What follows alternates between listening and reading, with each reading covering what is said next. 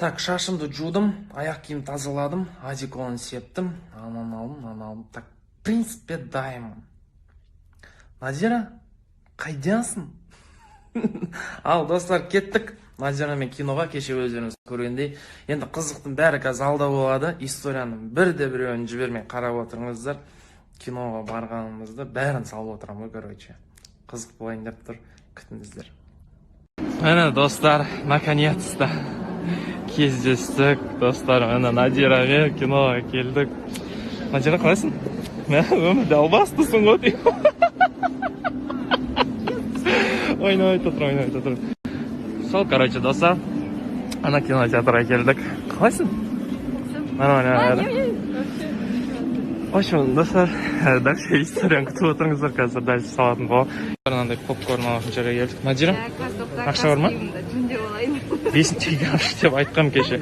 Қазір маған попкорн алып бермесең, наверное, масқара болайын деп тұр. Адамсы попкорн жеп көрейік та. Надира, конкретно билетті алдың ба? Алдым. Как-то 50 деп келіскенбіз. Үйтел қазір қайтарды, такси сен төлейсің.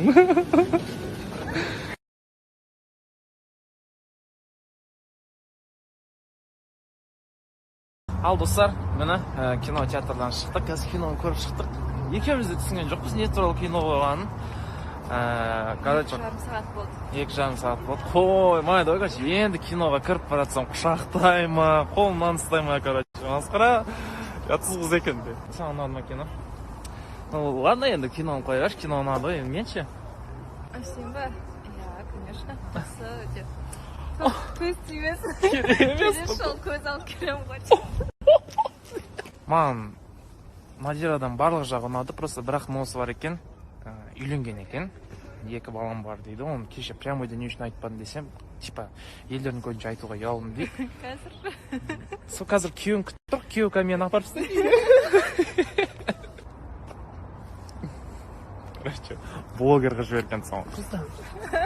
Гиф ойнатам деп тұр ғой. Короче, ертең.